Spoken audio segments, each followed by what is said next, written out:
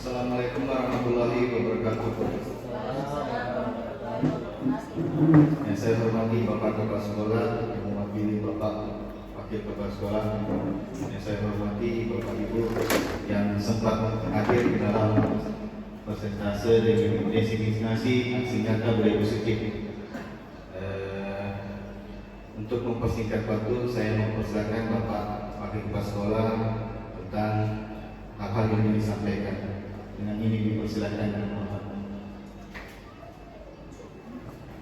Bismillahirrahmanirrahim. Assalamualaikum warahmatullahi wabarakatuh. Alhamdulillah, alhamdulillah, wala haula wala quwwata illa billah. Yang terhormat Bapak CGP yang sedang menjalani proses pendidikan dan hari ini masuk kepada modul 1.4 tentang diseminasi aksi nyata budaya positif. Yang saya hormati Bapak Ibu sekalian peserta diseminasi hari ini. Perlu memang ada kesepahaman, ada kesepakatan bersama tentang seperti apa budaya positif itu. Budaya positif itu sangat penting untuk kita pahami bersama dalam rangka untuk menciptakan lingkungan yang positif.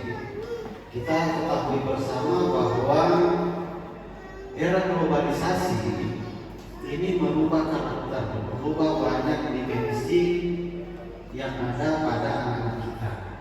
Baik itu dari segi karakter, baik itu dari segi perilaku, cara belajar dan lain sebagainya. Nah, tentunya ada nilai-nilai kebenaran, ada nilai-nilai kebajikan yang kita pahami bersama.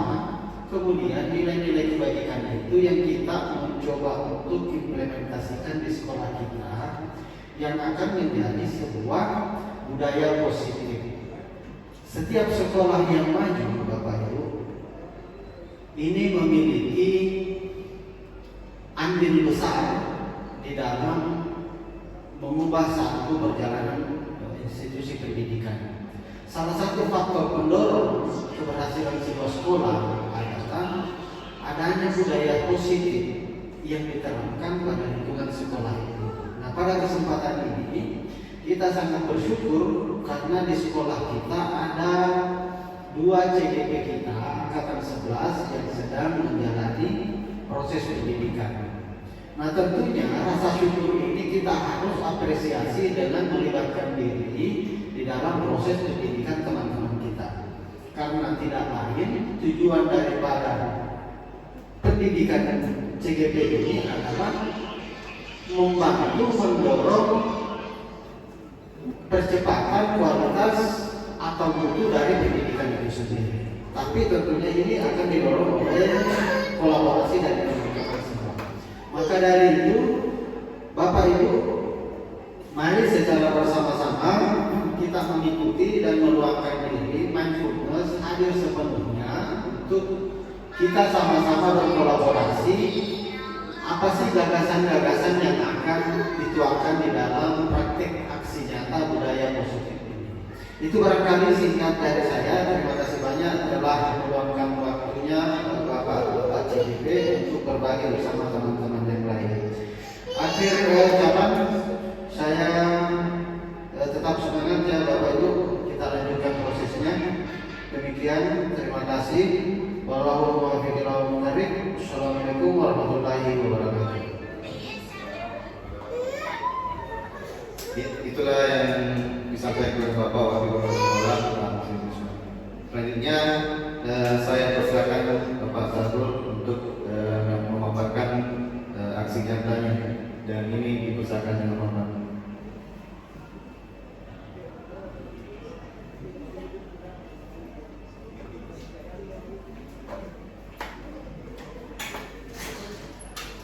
Ya, bismillahirrahmanirrahim.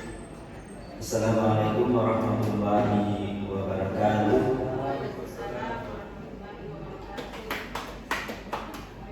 Yang terhormat Bapak dan Ibu yang sempat hadir pada kami, yaitu destinasi budaya positif, di mana merupakan rangkaian dari modul 1.4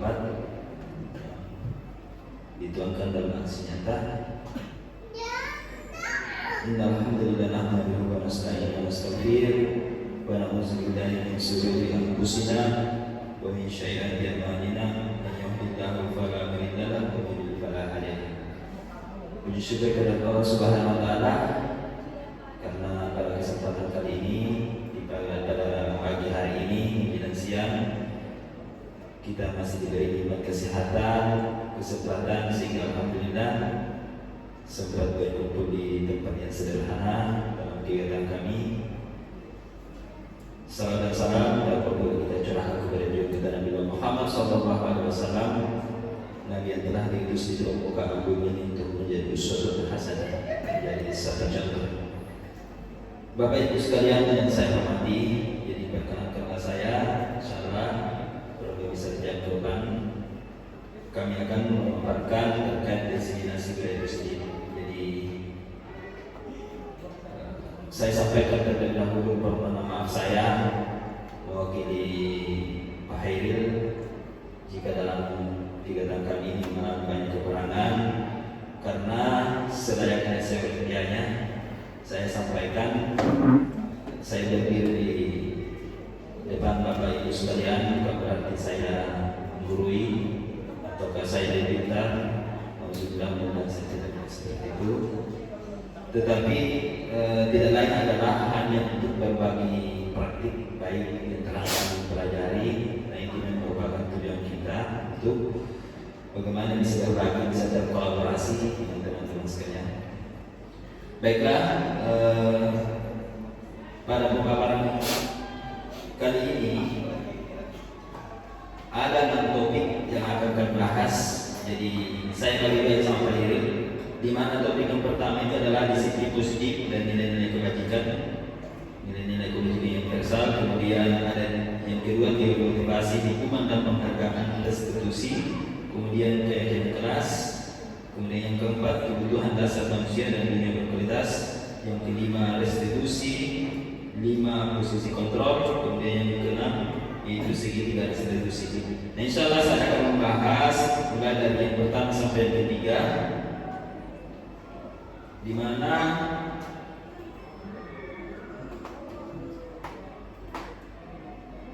jadi yang pertama itu adalah disiplin positif dan nilai kebajikan universal. Nah, yang pertama yang perlu kita ketahui di sini adalah filosofi pendidikan kehajar Nusantara.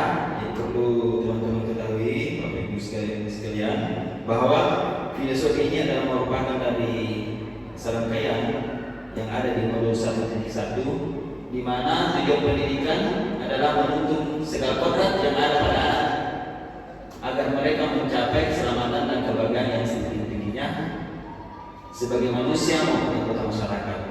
Ini merupakan pengertian daripada filosofi kehajaran Nusantara, filosofi pendidikan kita. Kemudian yang kedua itu bukan tabula rasa. Kemudian yang ketiga, semua anak terlahir dengan bakatnya masing-masing. Guru ibarat petani, anak ibarat biji jagung. Ya, jadi guru itu menurutnya di sini filosofi kehajaran Nusantara adalah guru, kita sebagai guru hanya merawat tumbuh kembangnya tanaman kita, tumbuh kembangnya peserta didik kita, karena anak-anak lahir itu bukan kertas kosong, tetapi mereka memiliki karakter masing-masing yang berbeda. Jadi kita tujuannya di sini adalah menuntun mereka mencapai apa yang menurut karakternya masing-masing, seperti itu. Kemudian kebersamaan, kodrat alam dan kebersamaan. Kodrat alam di sini tentunya ketika kita mendidik anak, mengikuti kita, peserta didik kita ini kita mendidik, itu tidak lain adalah kita harus selesaikan dengan sama kita. Jadi jadi ini biasanya juga terjadi ketika kita mengajar. Ya, saya pribadi terapkan dulu. Terkadang kita sering membandingkan dengan masa kita waktu kita pendidikan. waktu masa kita waktu kita sekolah. Nah ternyata itu setelah di guru pengkarat ini dipelajari adalah itu sebenarnya tidak bisa kita larikan ke masa kita. Tetapi terkadang kita ini istilahnya mau menjadi pembelajaran saja. Tetapi untuk membawa murid-murid kita untuk di masa kita itu mustahil bisa terjadi. Kenapa? Karena zaman sudah berbeda. Jadi kita mendidik sesuai dengan zamannya. Kemudian yang perkembangan teknologi yang ada tentunya kita harus mengikuti perkembangan teknologi. Kemudian pendidikan menghamba para murid. Ya, ini biasanya waktu saya itu pertama dengar menghamba para murid, masa guru menghamba para murid. Nah, jadi ini sebenarnya tidak kita larikan kepada misalnya menghamba pada Tuhan, ya. Tetapi guru di sini perannya adalah bagaimana seorang guru itu mengetahui kebutuhan muridnya, mengetahui metode belajar muridnya. Betul-betul itu berpusat pada murid, berpusat pada peserta didik kita. Kemudian, ya ada di sini pertanyaan-pertanyaan pemantik yang bisa dilihat. Apakah Bapak Ibu setuju bila pemberian hukuman dapat mendisiplinkan siswa? Kemudian pemberian hadiah meningkatkan prestasi siswa. Kemudian yang ketiga, harus mampu memberikan solusi untuk setiap masalah siswa yang bermasalah. Kemudian guru berperan sebagai teman bagi siswa. Jadi ini akan terjawab dengan sendirinya ketika sebentar seiring dengan pemaparan yang akan kita bahas. Kemudian budaya positif.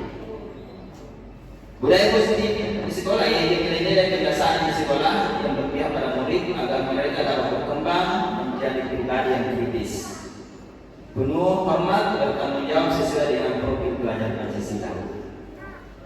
Jadi budaya positif inilah sebenarnya tujuan kita, bagaimana bisa kita kembangkan budaya-budaya yang positif sehingga merdeka belajar itu bisa kita di sekolah kita, bagaimana budaya-budaya positif yang harus kita kembangkan di sekolah. Jadi budaya positif itu alhamdulillah di sekolah kita di sejak satu rantai ini itu sudah jalan, sudah jauh-jauh sebelumnya itu sudah jalan.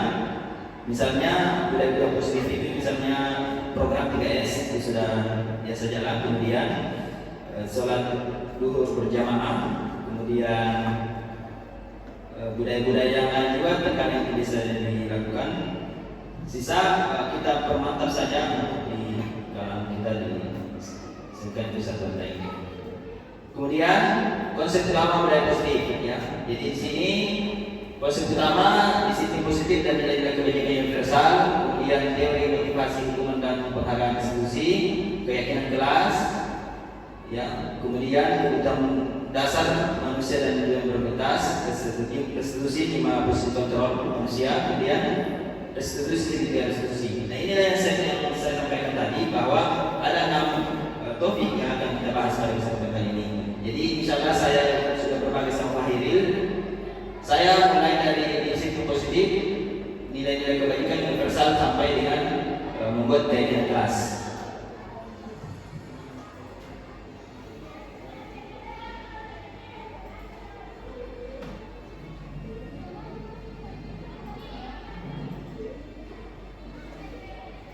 Kemudian lanjut dari ini ada sebuah wacana yang coba lakukan.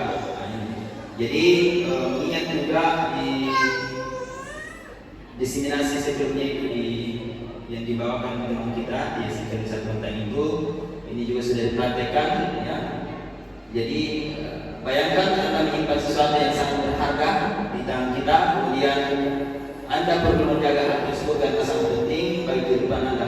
Nah, kemudian coba buka kepala Anda dengan cara boleh membujuk, menghardik, mengintimidasi, memarahi, menggoda, mengkritik, bahkan menawari uang. Ya, jadi ini misalnya merupakan teori-teori daripada agen kontrol. Jadi, nah dalam kegiatan ini sesungguhnya siapa yang memegang kendali?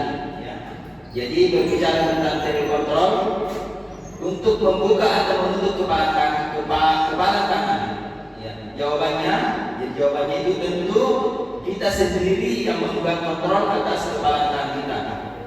Apakah kita membuka atau menutup kepala tangan kita, itu tergantung pada diri kita masing-masing sesuai dengan kebutuhan dasar kita. Ya.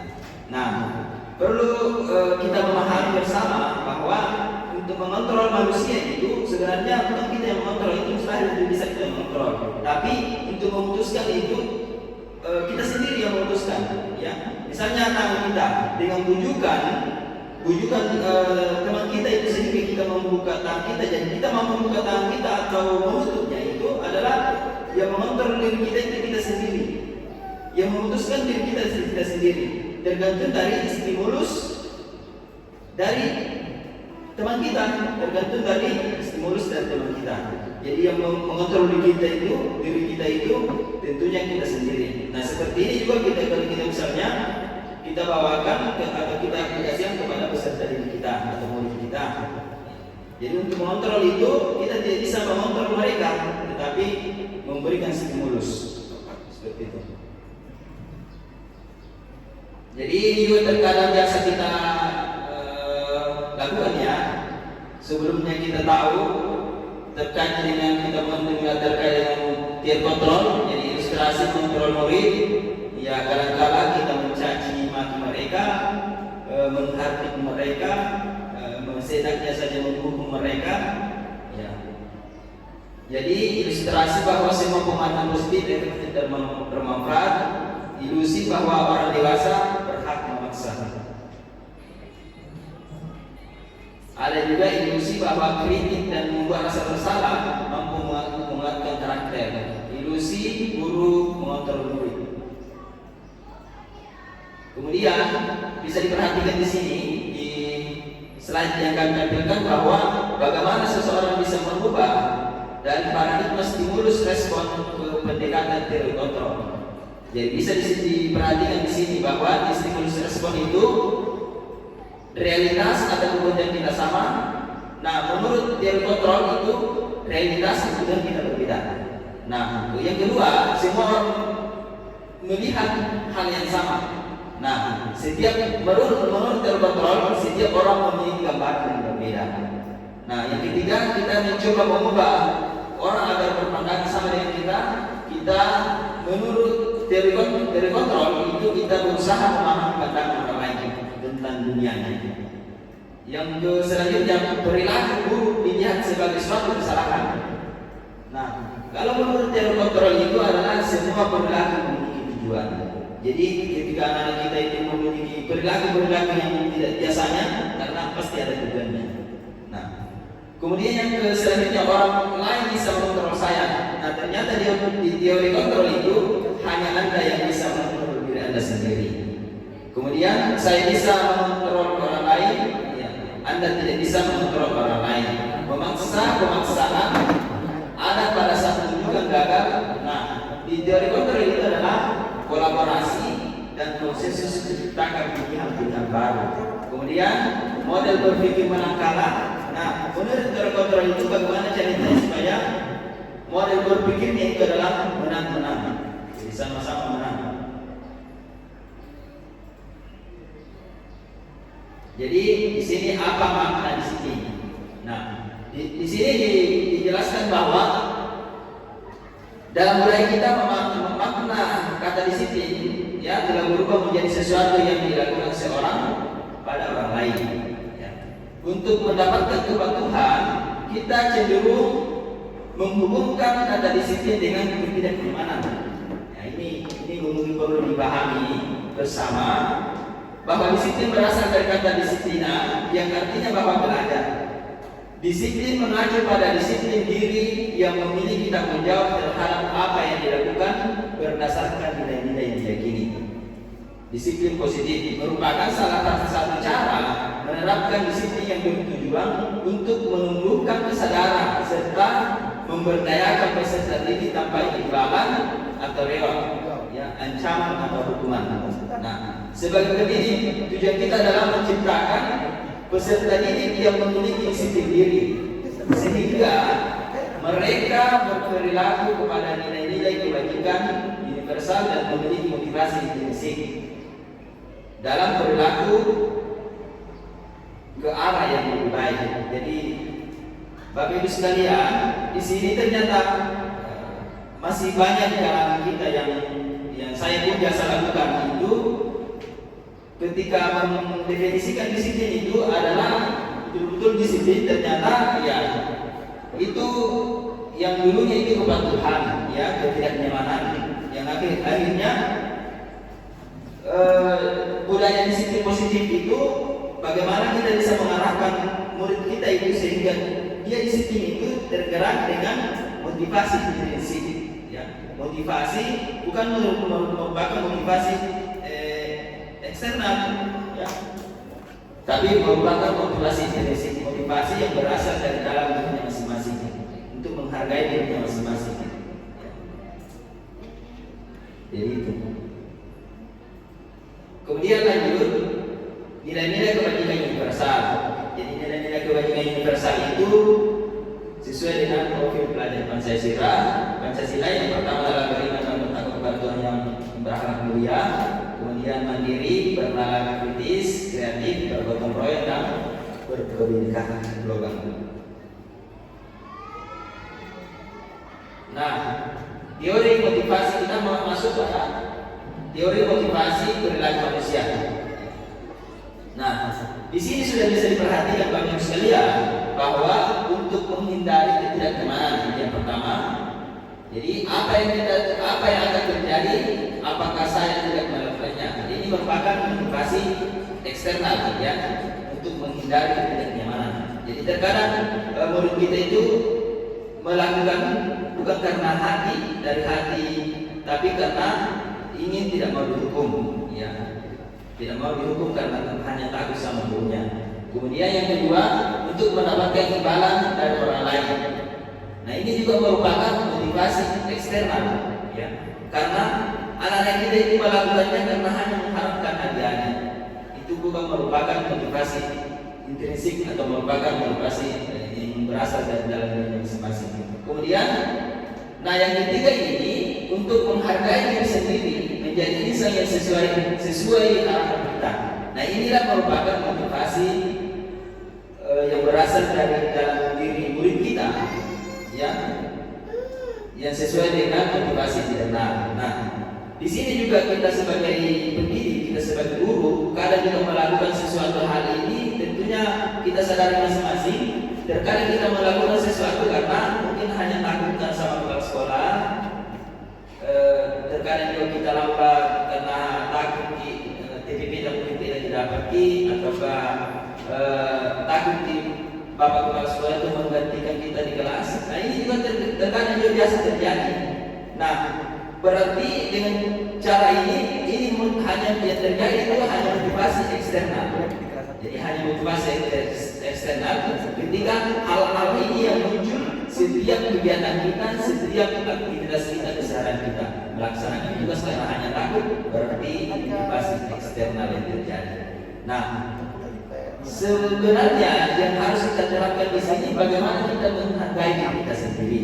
Ya, saya sudah terima gaji, ya, mohon maaf saya kita ini sudah terima gaji, masa kita tidak lakukan tugas kita. Ya.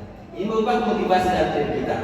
Ya, terkadang juga kita selalu mengatakan motivasi kita adalah menunjukkan bahwa banyak juga orang lain yang mau seperti saya sudah jalankan, ya. Kemudian kita tidak melakukan tugas kita dengan baik. Ini merupakan motivasi internal yang berasal dari dalam diri kita masing-masing. Nah, baiklah kita lanjut.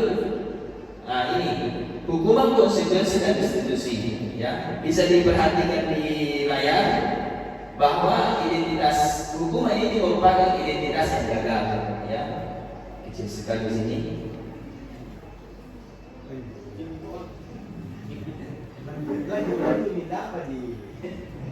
Oke. Nah, di identitas gagal hukuman ini merupakan sesuatu yang menyakitkan harus terjadi. Jadi kalau hukuman itu Bapak Ibu sekalian bahwa akan menyakitkan hati murid kita sebenarnya, ya. Ini merupakan identitas yang dimaksud identitas gagal.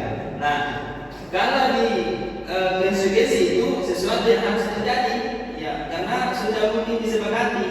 Ini merupakan konsekuensi konsekuensi. Nah, kalau menurut restitusi itu adalah restitusi merupakan pilihan. Jadi identitas sukses itu, identitas gagal itu termasuk hukuman. Kemudian identitas yang sukses itu adalah konsekuensi dan restitusi. Kemudian yang kedua ada juga di sini tidak nyaman untuk murid atau anak jangka panjangnya. Jadi hukuman itu membuat anak tidak nyaman dalam waktu jangka panjang. Ya, tentunya waktu kita sekolah juga ya pernah mungkin kita dipukul ya karena hanya kesalahan sedikit. Ya saya juga dulu pada tahun 2004 juga pernah dipukul satu kelas hanya tidak membersihkan di teras kelas. Ya tidak usah saya sebutkan saya di sini pernah sekolah dipukul satu kelas. Itu merupakan hukuman menurut yang kami pelajari di cabul ini. Nah ini akan berjangka waktu panjang sampai seumur hidup kita pun itu akan ingat. Bukan berarti kita dendam. Ya bukan berarti kita dendam, tapi memang betul-betul kita tidak bisa lupakan. Ya, jadi kalau kita memikirkan masa-masa yang pernah kita sekolah pasti teringat, ada di pasti yang teringat. Kemudian, nah kalau di konsekuensi atau di sukses itu konsekuensi dan restitusi itu tidak nyaman untuk murid jangka waktu yang pendek. Jadi kalau konsekuensi itu dia hanya jangka waktu yang pendek saja, mungkin sebentar dilupakan nih. Nah, kalau dari restitusi itu memuatkan untuk murid dalam jangka waktu yang panjang. Jadi memberikan penguatan. Jadi mungkin saya juga tidak terlalu berlama-lama di sini terkait untuk membahas hukuman konsekuensi dan restitusi. Yang intinya di sini adalah hukuman itu dia akan lama dikenang kita atau peserta didik kita. Konsekuensi itu sesuatu yang kemudian hukuman juga terkadang ini tiba-tiba, ya tiba-tiba mungkin yang tidak sewajarnya disuruh keliling lapangan ketika terlambat 10 kali, kini lari 10 kali itu merupakan hukuman. Kalau konsekuensi itu terencana sudah disepakati dengan jelas. Ya. Kemudian restitusi itu bagaimana kita bisa memberikan hukuman kepada murid kita. Nah, jadi diperhatikan Bapak Ibu sekalian bahwa berdasarkan tabel berikut penjelasan tentang hukuman konsekuensi dan restitusinya, hukuman tidak terencana ini yang saya bilang tadi bersifat satu arah. Jadi kadang-kadang karena ikuti emosi sehingga berdiri juga berdiri sampai pulang. Jadi begitu, ini yang termasuk hukuman yang tidak terencana berupa membisik, psikis atau kata-kata kasar. Kemudian konsekuensi bersifat berencana, ini sudah disepakati. Ya, hukumannya apa? Konsekuensinya apa? Kata-kata sanksinya apa? Ini berbicara tentang sanksi, itu merupakan konsekuensi. Sudah disepakati konsekuensi dibuat oleh guru atau sekolah. Ya. Kemudian restitusi.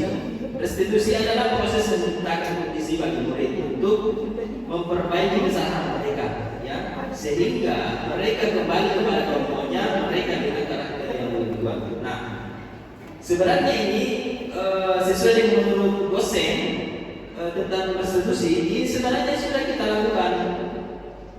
Apalagi kita sebagai wali kelas ataukah seperti Pak Ali mungkin yang itu jurusan itu sudah melakukan hal-hal yang restitusi, tapi ini terkadang kita tidak sadari bahwa ternyata ini namanya restitusi. Itu memberikan penguatan kepada mereka. Ya. Mungkin ini banyak sekali potensi ini, besar sekali potensi kita di sini, kita di sini. Bisa tidak kita berubah ini? Bisa tidak kita bisa lebih datang lebih baik? Mungkin ya. Tapi dengan catatan itu kita tidak merestitusi itu di depan teman-teman mereka. Ya, kita panggil ke ruangan kita bicara empat mata. Nah, ini yang merupakan yang disebut sebagai restitusi.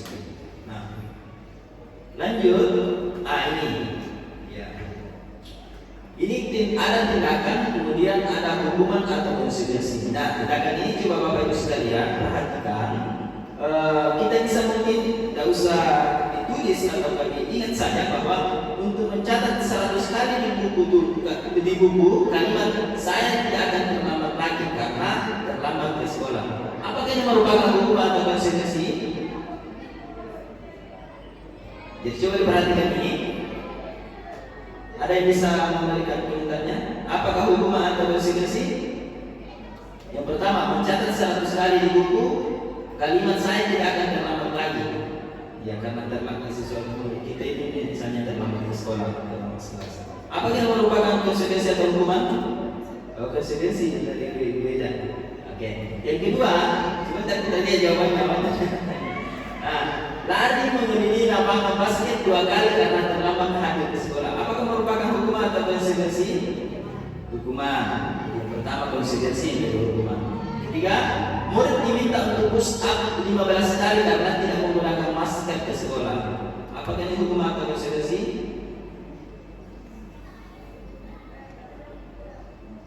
Ya, sebentar kita lihat ya. Kemudian menggantikan kertas tugas teman yang dicoret-coretin. Apakah hukuman untuk konsekuensi ini? Konsekuensi menurut bijak. Oke. Membersihkan tumpahan air di meja, tulis karena tersenggol pada saat belajar. Apakah hukuman atau konsekuensi? Konsekuensi. Oke. Nah, meminta murid tidak mengenakan sepatu seharian di sekolah karena tidak mengenakan sepatu hitam. Ini ditekannya. Ya. Apakah hukuman atau konsekuensi? Konsekuensi. Oke, sudah kita lihat.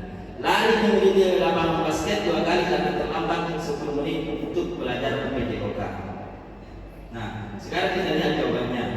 Nah, yang pertama itu merupakan hukuman, ya, karena tidak terencana, ya, dan kayak hanya apa ini menyiksa saja. Oke, mengelilingi lapangan basket 2 kali karena terlambat hadir sekolah, ini hukuman juga. Kemudian meminta murid diminta untuk push up 15 kali karena tidak menggunakan masker, hukuman. Menggantikan kertas tugas teman yang dicoret-coret, ini konsekuensi. Kemudian membersihkan tumpahan air, konsekuensi. Murid tidak mengenakan sepatu sehari di sekolah.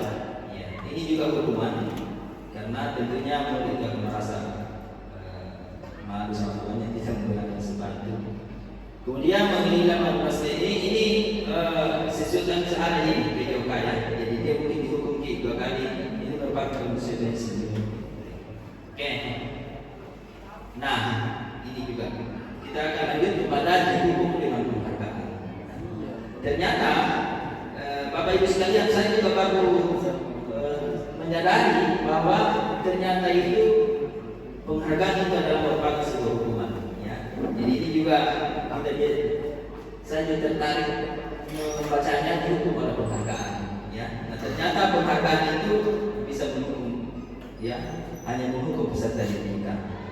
Karena mereka bisa melakukan karena hanya mengharapkan penghargaan dari dirinya. Nah, pengaruh jangka panjang dan jangka pendek hanya efektif untuk seseorang melakukan hanya dalam waktu jangka pendek. Jika menggunakan penghargaan lagi dan lagi, maka orang tersebut akan tergantung pada penghargaan yang diberikan. Jadi hanya melakukan sesuatu atau merubah sikapnya karena hanya mengharapkan penghargaan dari dirinya. Nah, kemudian penghargaan tidak efektif. Nah, yang dimaksud di sini adalah jika seseorang mengharapkan suatu penghargaan dan tidak mendapatkannya, maka orang terus akan kecewa dan berkecil hati. Jadi seperti anak kita mungkin ya, mereka dengan hanya mengharapkan hadiah ini termasuk sebenarnya menghukum. Ya. Kemudian penghargaan merusak hubungan. Nah, ini juga. Nah, yang dimaksud di sini adalah ketika seorang dipuji atau diberi penghargaan di depan banyak orang, maka orang lain akan merasa iri, ya. Murid hanya termotivasi hanya untuk menyenangkan guru ketika itu tidak bersikap jujur. Nah, ini juga termasuk penghargaan merusak hubungan. Yang dimaksud di sini adalah ketika kita itu sering memuji-muji, ya, peserta didik yang tinggi nilainya di depan peserta didik kita. Ini juga karena kita tidak sadari bahwa ini adalah penghargaan yang merusak hubungan. Kemudian yang selanjutnya penghargaan menurunkan kualitas. Setelah diberi penghargaan kinerja menurun atau berhenti. Kemudian penghargaan mematikan kreativitas. Nah, murid-murid diminta untuk berpikir mengenai hadiah yang mereka lakukan tidak berhasil menulis puisi. Kreativitas kelompok ini menjadi berkurang dibanding dengan yang lain yang tidak diberi tahuan untuk hadiah yang disebut. Nah, yang terakhir penghargaan hukum itu penghargaan hukum mereka yang tidak mendapatkan penghargaan. merasa terhubung di sini adalah yang tidak mendapatkan penghargaan.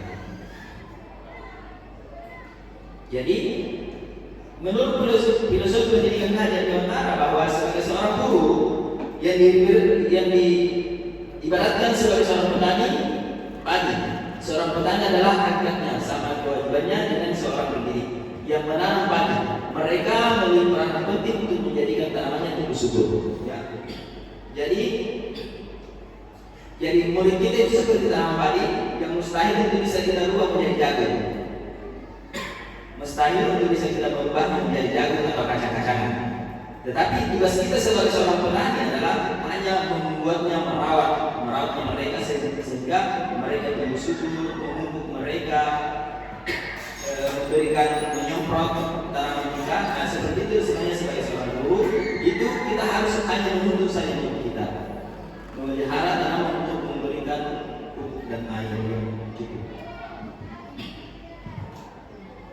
Ya, di sini ada pertanyaan yang merupakan pertanyaan romantik. Apa pentingnya menciptakan suasana positif di sekolah di lingkungan Anda? Ya. Sebagai seorang pendidik dan atau pimpinan sekolah, bagaimana Anda dapat menciptakan suasana di lingkungan Anda selama ini? Ini mungkin bisa kita pikirkan secara bersama-sama ya. Bagaimana kita bisa menciptakan suasana positif di lingkungan kita. Nah, Bapak Ibu sekalian, perlu saya sampaikan bahwa sebenarnya ini sudah kita biasa laksanakan, ya. Mungkin pada saat kita mengajar itu, ya, kita ramah sama peserta didik kita memberikan mereka senyum ketika bertemu. Itu merupakan budaya-budaya positif yang sudah biasa terjadi. Nah, di 3S juga senyum, salam dan sapa itu kan merupakan budaya-budaya positif. Itu merupakan suasana yang sudah bersifat positif. Karena kenapa kita menunggu mereka kedatangan mereka? Jadi mereka datang dengan perasaan bahagia. Ya. Mungkin di rumahnya ada masalah keluarganya, tetapi sampai di sekolah mereka bahagia karena kita membiasakan suasana yang sudah merupakan positif. Ya. Bagus, Ibu sekalian, bagaimana perasaan kita ketika misalnya seorang siswa sudah ada masalahnya di rumahnya, sampai di sekolah dihukum lagi, ya, dihukum lagi. Nah, ini merupakan sesuatu yang jadi ada, mungkin saya bercerita sedikit terkait yang pernah saya alami, ya, yang pernah disampaikan oleh pengajar praktis saya pagi hari tadi. Nah, di tempat saya itu pernah mengajar, kemudian siswa itu sering tidur, datang ini sering tidur. Setiap saya pergi malah di depannya, di dekatnya bercerita untuk sedianya membangunkan dia. Nah, ternyata tetap juga tidak bangun-bangun dari tidurnya. Nah, setelah dikasih tahu sama temannya, saya tanya, ya, dia bilang sama saya, seandainya Pak Mung ini tidur dulu ini bisa langsung saya pukul. Baru saya tanya. Nah, ini saya tidak pukul. Saya tanya, nah kenapa tidur? Ya. Jadi kalau misalnya guru yang biasanya emosi dia langsung tinggi dulu baru tanya. Nah, di guru penggerak itu ya kita harus paham dulu, ditanya sama Pak Jihad, ya kenapa nanti begini? Ya. Ternyata apa yang dilakukan itu dia tidak bermalam di rumahnya, tapi bermalam di rumah sakit untuk menjaga orang tuanya yang sedang sakit. Ya. Jadi Bapak menyampaikan ke saya, dia bilang, Pak Sarul, seandainya saya pukul mungkin seumur hidupku saya tidak bisa memaafkan diriku. Iya, karena itu tadi kita tidak pahami diri siswa kita, kenapa dia bisa mengantuk, kenapa dia bisa tidur. Oh, ternyata seharian itu, semalam itu tidak tidurnya karena menjaga orang tuanya yang sedang sakit. Nah, tidak lama kemudian ditanya lagi, mana ini siang tidak hadir di sekolah. Ternyata informasi yang meninggal ke mamanya. Nah, itu. Jadi inilah yang harus kita perhatikan.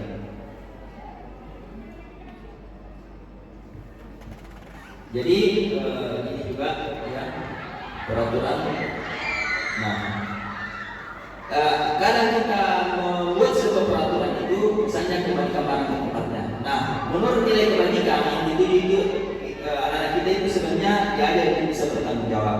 Nah, yang kedua dilarang mengganggu orang lain. Ya, dilarang mengganggu orang lain itu nilai-nilai kebajikan yang bisa kita petik adalah saling menghormati. Kemudian hadir di sekolah 15 menit sebelum pembelajaran mulai itu menghormati orang lain atau pemimpin. Dilarang melakukan kekerasan, itu nilai kebaikannya adalah keamanan, saling menghormati. Dilarang menggunakan narkoba, itu merupakan nilai kebaikan adalah kesehatan kita. Nah, kemudian bergantian atau menunggu giliran, bergantian atau antri, biasanya antri ya. Ini menghormati orang lain atau berempati. Dilarang merokok, ini merupakan kesehatan untuk menghormati orang lain. Biasanya kan asap rokok kita sehingga orang lain bisa terganggu. Dilarang dan menggunakan masker, itu kesehatan. Berjalan di kelas dan koridor, berjalan di kelas dan koridor, itu keselamatan dan keamanan. Ya, misalnya berjalan di koridor ya sudah berkayaan. Nah ini, jadi masuk itu menentukan bagaimana keyakinan sekolah. Ya. Jadi, nah, Bapak Ibu sekalian, untuk prosedur pembentukan keyakinan sekolah atas ini, yang pertama adalah mempersilahkan warga sekolah atau pimpinan sekolah untuk bercurah pendapat tentang peraturan yang perlu disepakati di sekolah. Kemudian mencatat semua masukan-masukan murid warga sekolah di papan tulis atau di kertas besar, di mana semua anggota kelas atau sekolah bisa melihat curah pendapatnya. Kemudian yang ketiga, susunlah keyakinan kelas sesuai dengan prosedur keyakinan kelas sekolah dan telah kalimat-kalimat dalam bentuk negatif dan positif. Ya, biasanya ini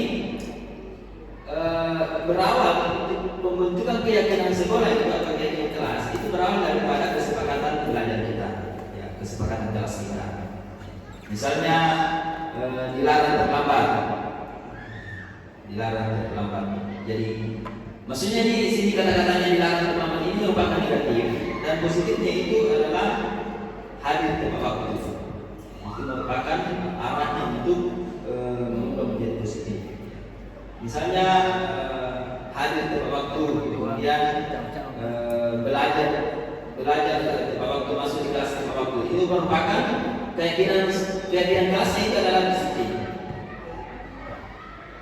Oke, kita lanjut.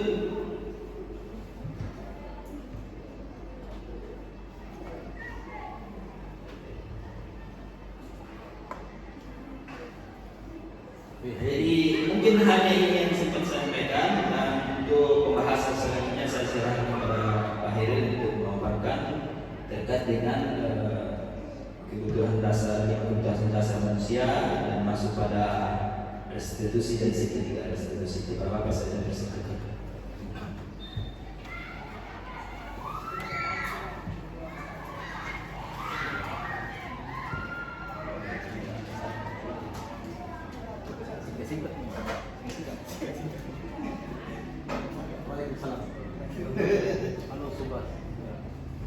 Ya, bismillahirrahmanirrahim. Assalamualaikum warahmatullahi wabarakatuh.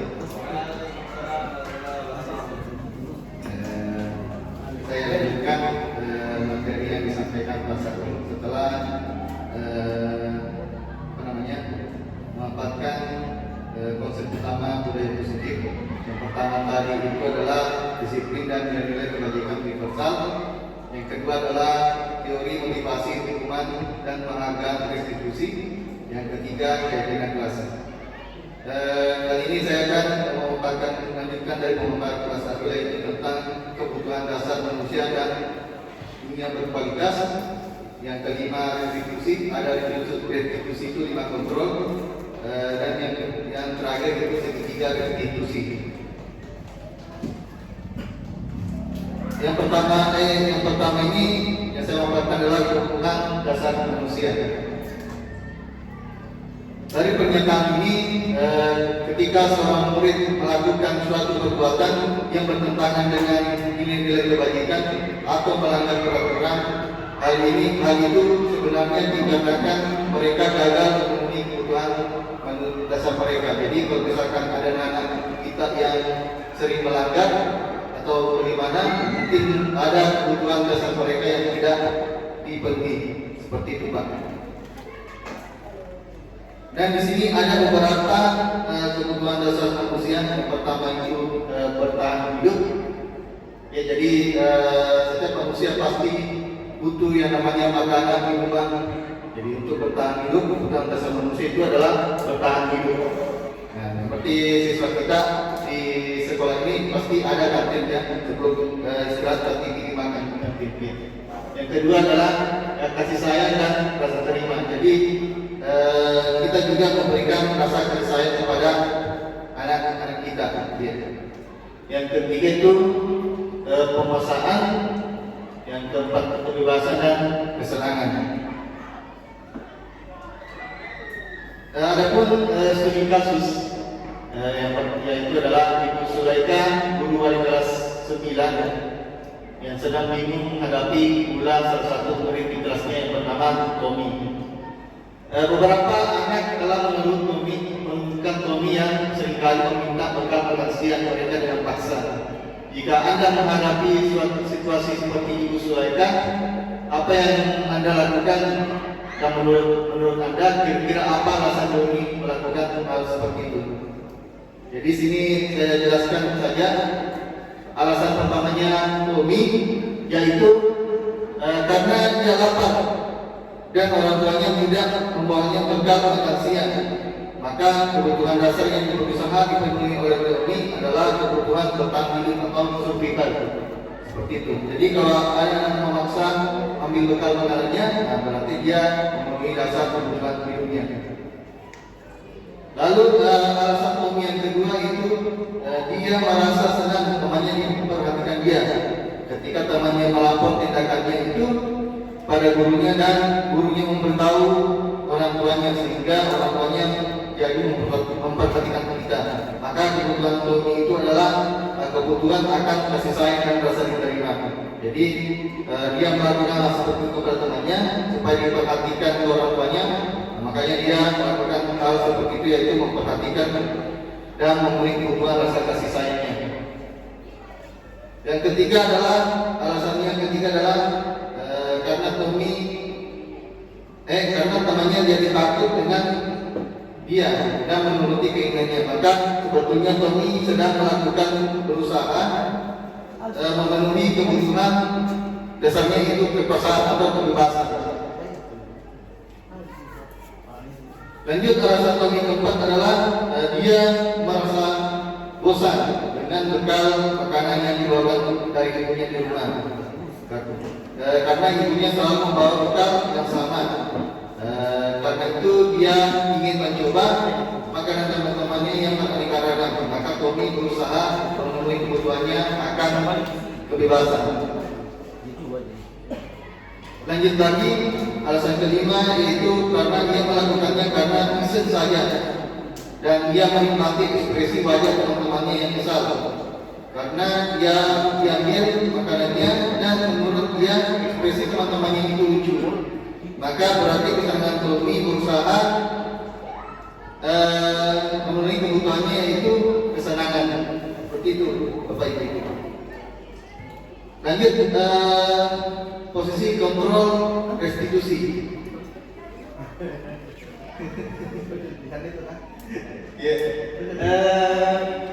Ada pun 5 posisi kontrol restitusi yaitu guru sebagai penghubung. Ya. Yang kedua adalah guru sebagai membuat merasa bersalah. Yang ketiga guru sebagai teman. Yang keempat guru sebagai pemantau. Dan yang kelima adalah guru sebagai mediator. Nah, di sini jelas nih Bapak Ibu tulisannya. Ya, jadi di sini ada 5 posisi kontrol dari motivasi kontrol dari luar, itu menghindari hukuman, itu guru yang berbuat. Ya, itu sering juga kalau penghubung itu contohnya mendidik siswa yang sering terlambat. Misalkan ada kalau kamu tidak melakukannya awas ya, bisa rasakan seperti itu. Dia kayak membentak-bentak atau menyalahkan orang lain atau bohong. Kalau membuat bersalah itu biasanya gurunya dia bilang ibu kecewa kenapa kamu begini seperti itu. Jadi itu yang kontrol, posisi kontrol membuat merasa bersalah. Nah, terus ada juga posisi kontrol guru sebagai teman, yaitu guru berkata, ayolah lakukan demi ibu. Masa kamu tidak mau? Seperti itu. Jadi kayak ngomong-ngomong seperti itu. Lalu pemantau, kalau guru biasanya mengawasi siswa berjauh itu anak-anak yang sering terlambat atau anak-anak sering ini. Ya. Terus kalau yang posisi manajer, biasanya kita meyakinkan anak murid kita bagaimana caranya menemukan solusinya seperti itu. Lanjut, posisi kontrol restitusi. Di antara 5 posisi kontrol tersebut, sebaiknya seorang guru menggunakan posisi sebagai manajer. Jadi sebagai manajer, guru dapat berbuat sesuatu bersama murid, mempersilahkan murid bertanggung jawab dan menunggu murid agar mendapat menemukan solusinya. Selain itu, posisi manajer mengacu pada restitusi yang dapat menjadikan murid sebagai manajer bagi dirinya sendiri, sehingga dapat terciptanya identitas positif pada diri murid sendiri. Lanjut di segitiga restitusi, adapun tahapan-tahapannya, ya, yang pertama itu menstabilkan identitas, yang kedua validasi tindakan yang salah, yang ketiga menanyakan keyakinan. Yang segitiga bermudah. Lanjut, menstabilkan identitas itu dilakukan berdasarkan prinsip bahwa membuat kesalahan adalah bagian dari proses pembelajaran yang nantinya akan menggeser identitas gagal ke identitas sukses. Jadi biasanya anak-anak itu kalau ada masalahnya biasa dicerita dulu di kelas, cerita kenapa bisa begini. Nah, kita selidiki dulu. Nah, ini contohnya berbuat salah itu hal yang manusiawi. Tidak ada manusia yang sempurna. Nah, kita pasti bisa menyelesaikan masalah ini. Bapak Ibu tidak tertarik, kayaknya salah memilih deh. Ya. Biasanya menyalahkan dirimu sendiri terus. Apakah kamu bersikap baik pada dirimu sendiri? Ya. Wah, salah. Ya, validasi tindakan yang salah itu dilakukan berdasarkan prinsip bahwa setiap perilaku berupaya memenuhi suatu kebutuhan tertentu, sehingga guru dan orang tua akan bergeser dari pemikiran stimulus respon menjadi proaktif, sehingga akan mengenali dan mengakui kebutuhan murid anak. Nah, ini salah satu contoh validasi yang salah. Kamu pasti punya alasan mengapa melakukannya. Yang kedua itu apa yang penting bagi kamu. Yang ketiga, kamu boleh tetap berusaha menjaga sikap itu, tapi tambahkan sikap yang lain yang baru. Maukah kamu belajar cara lain untuk mendapatkan yang kamu butuhkan tanpa harus memukul?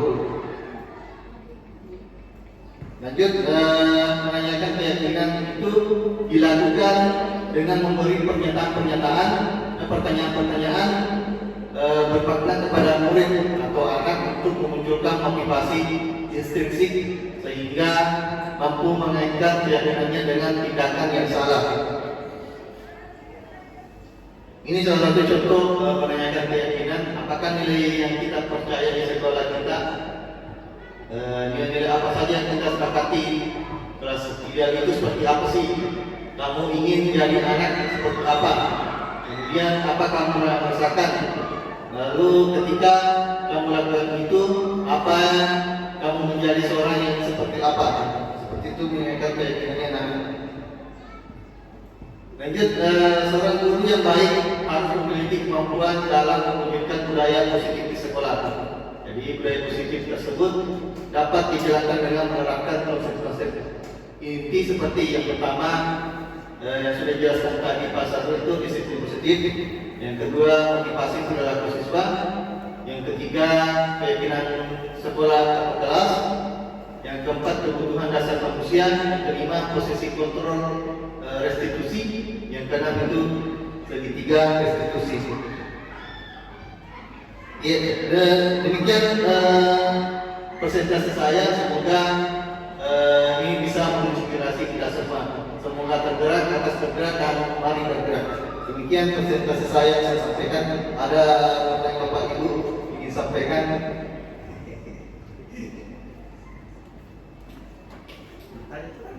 Ya, ya bisa juga bertanya atau menambahkan saja pembahasan. Ya,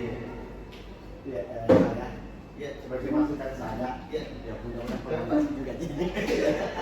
Tapi begini ya, jangan pakai ini besar serang. Ya, yang pertama, saya lihat itu ada yang pertama diutarakan sama Pak Sahrul bahwa semua siswa itu adalah lembaran putih yang perlu dibenahi.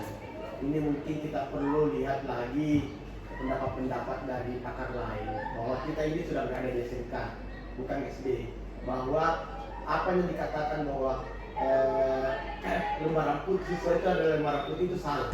Kalau di SD ya benar, tapi kalau di SMK itu tidak benar. Jadi perlu ada kontrol setiap pendapat-pendapat para ahli itu disandingkan dengan ahli-ahlinya lainnya supaya tidak ada kesenjangan antara pendapat pakar lain sama pendapat lain. Karena ini saya lihat beberapa saya tidak terlalu tulis beberapa pendapat ahli yang diutarakan yang dikasih masuk di dalam presentasi penggerak itu banyak yang bertentangan dengan pendapat ahli lainnya. Ya, bukan saya tidak salahkan, tidak. Tapi alangkah baiknya kalau kita sandingkan dengan pendapat ahli lainnya supaya kita bisa cocok masuk di bahwa kita ini di ranahnya SMK, bukan ranahnya SD SMP. Ya, jadi itulah mengapa kita sulit untuk mengembangkan apa yang disebut dengan hukuman, apa yang disebut dengan konsekuensi dan restitusi itu karena susah digerakkan di SMK karena pendapat-pendapat yang ahli yang ada di guru penggerak itu rata-rata penelitiannya di tingkat SD, sedangkan kita ini sudah berada di tingkatan dewasa lah ke atas. Antara di kelas 10 itu ada fasenya SD itu menurut pendapatnya Brooklyn yang ahli psikologi itu rata-rata memang dia ada gap antara fase SD, fase SMP, fase SMA. Kentara sekali gap-gapnya, kentara sekali juga pemikirannya, sehingga apa yang diutarakan di pendapat fase kita terlalu paksakan di fase SMK. Jadi ya ini masukan saja, mungkin bisa diutarakan di teman-teman penggerak lain bahwa apakah sudah cocok pendapat para ahli ini dimasukkan di SMK. Ya, karena saya ada beberapa tadi saya ingat ada 3 kayaknya itu mungkin kalau kita mau lihat di lapangan di SMK mungkin tidak saya salahkan tapi kurang srek. Ya, karena masih ada juga pendapat ahli lainnya yang lebih terbaru lagi itu ahli psikologi juga itu ada juga bisa dibuka-buka pendapat ahli lainnya. Terima kasih.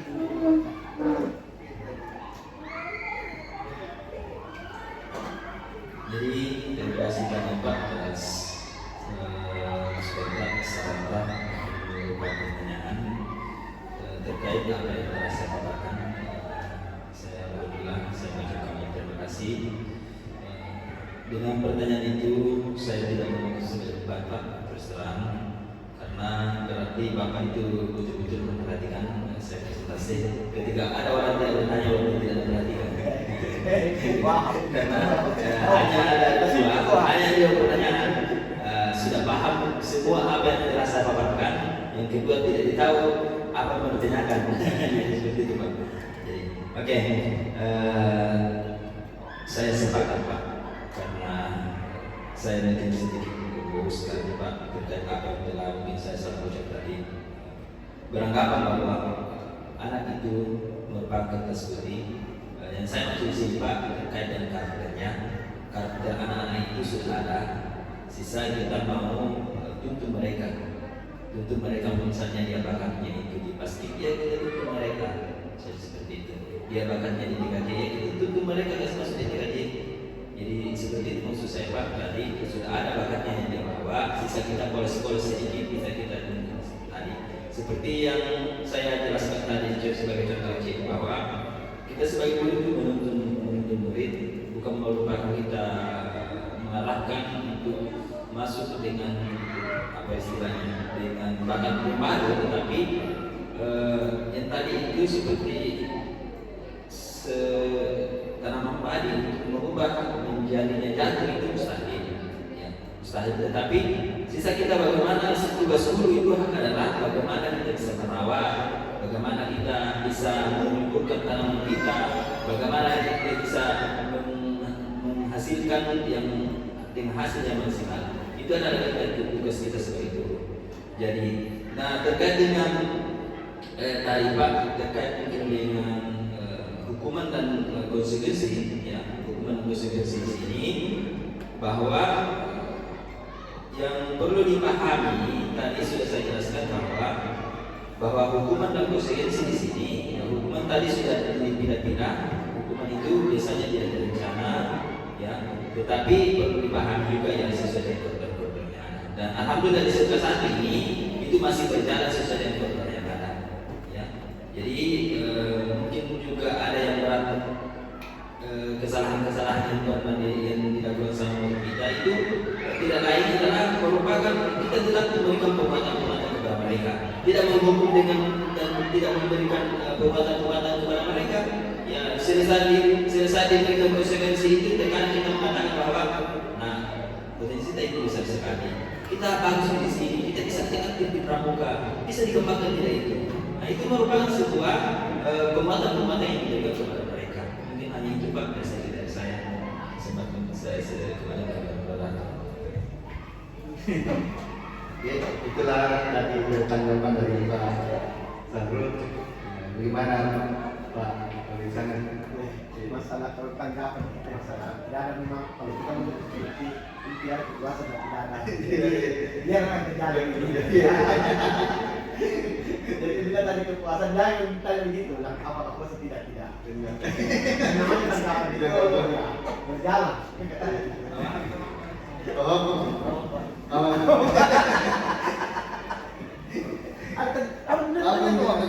ada di sisi kalau tanya doang.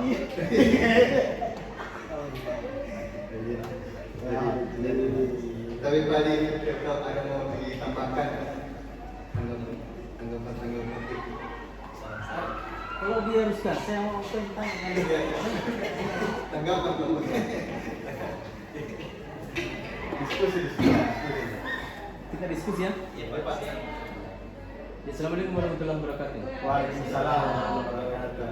Nah, ini sebenarnya saya pikir ya cukup Pak Alwi, tapi karena semuanya harus ditanya dan pertanyaan tadi Pak Sarul menyakitkan juga karena kalau ada yang tidak ditanyakan berarti tidak dipahami. Semua harus bertanya. Maksudnya ganjil ini Pak, kalau harus bertanya jadi dia sebagai napi. Jadi ya, kayak tadi saya ambil di Pak Khairil saja tentang restitusi. Yang saya mau tanyakan, maksudnya pola-pola sudah apa yang sudah dilakukan tentang restitusi selama menjadi guru penggerak? Iya, pola apa ya Pak? Ya.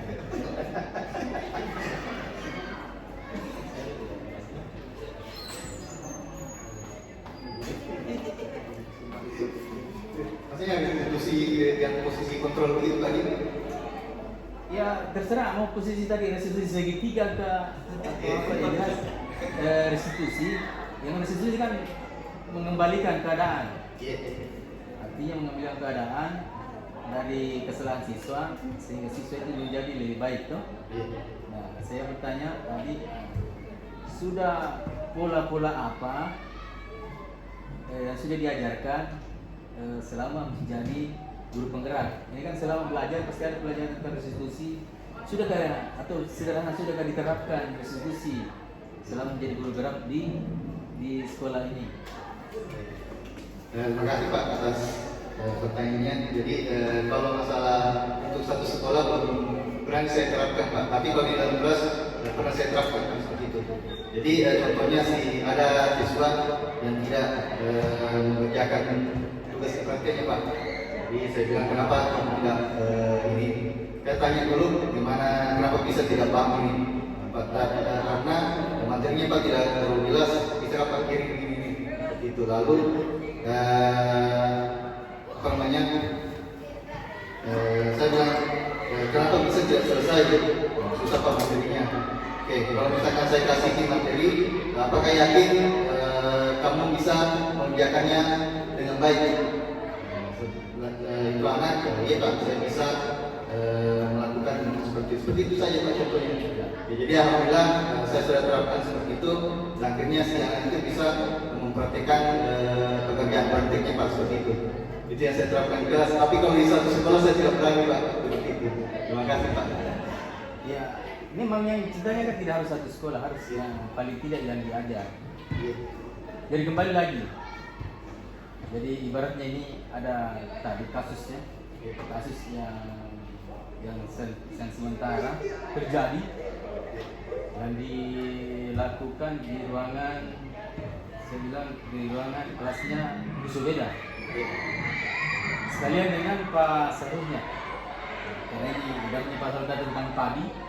Nah, anggaplah sekarang ini padi yang lagi dengan kasus yang tadi bermasalah. Nah, kira-kira menurut Bapak berdua ini, kira-kira langkah apa yang dilakukan untuk ibaratnya dalam langkah restitusi ke siswa tersebut yang seperti tadi. Kalau tidak tahu kasusnya, ada tadi yang dilakukan bahwa di kelas itu tidak mencerminkan nilai yang baik, artinya nilai positif. Ya, budaya positif lah yang baik. Anton tidak maksudkan. Apa kira-kira langkah kira-kira untuk memperbaiki seperti dekon dari Pak Sarul, ibaratnya padi lagi rusak. Nah, sementara kalau Pak Hairil tentang restitusi, bagaimana pola langkah atau restitusi yang digunakan yang dengan untuk memperbaiki siswa tersebut?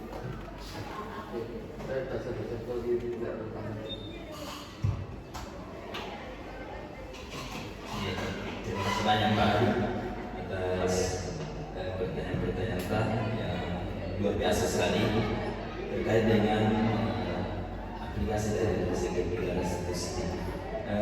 Sebelumnya Pak, saya menyampaikan bahwa tadi saya sudah sampaikan bahwa untuk menyelesaikan sebuah permasalahan itu sebenarnya apalagi kita sebagai wali kelas, ya, alhamdulillah saya kalau tidak salah itu tahun 2014 itu sudah diberi amanah untuk menjadi wali kelas sampai sekarang. Tentunya kita itu sudah biasa melakukan namanya segitiga restitusi, ya. Tapi kita tidak perlu menyadari bahwa sebenarnya ini nanti sudah langkah-langkah restitusi yang saya laksanakan. Terkait dengan misalnya Pak, ketika ada peserta didik atau murid kita itu seperti yang disampaikan tadi rusak, artinya rusak di sini dalam artian bahwa kurang baguslah berlakunya di kelas. Ya. Terus terang Pak, saya biasa juga melakukannya atau memanggil murid ini untuk datang di meja saya. Jadi insya Allah Pak, tidak seperti dulu lagi yang belum paham dengan restitusi.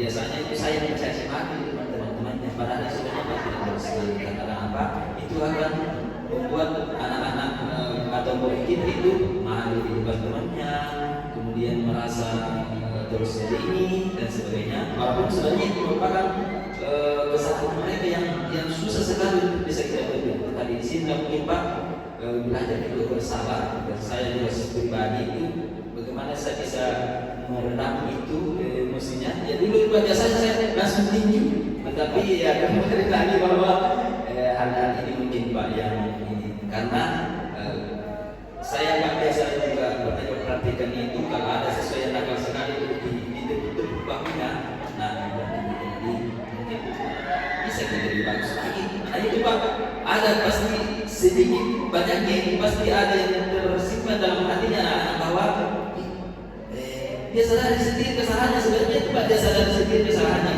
bisa dia kurang bagus, kurang baik ini, kurang ini.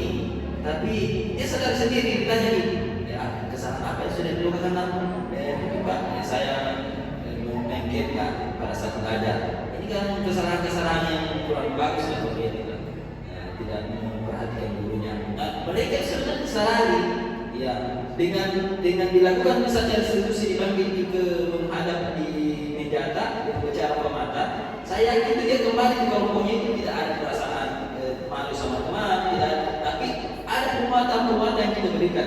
Saya yakin percaya itu pasti ada penguatan dalam artinya bahwa dosa yang diperbuat aku. Nah ternyata Pak Ali tidak dimarahi dan tidak dinamakan, berarti ada pemantau saya ini harus lebih baik lagi.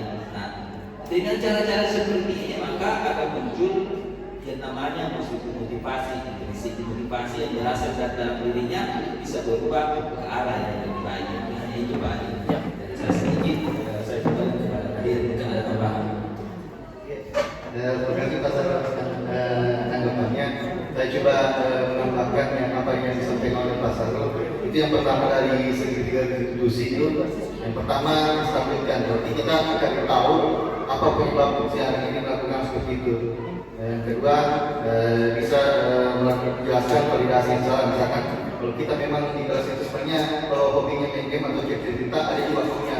Tapi kalau misalkan ada berita itu ya langsung kita siap untuk menerima materi. Seperti yang ketiga kita menanyakan keyakinannya apakah suatu saat nanti masih mungkin melakukan hal seperti itu atau tidak. Seperti itu kalau saya akan bantu Pak. Terima kasih Pak. Tidak ada lagi tambahan Bapak Ibu. Yang penting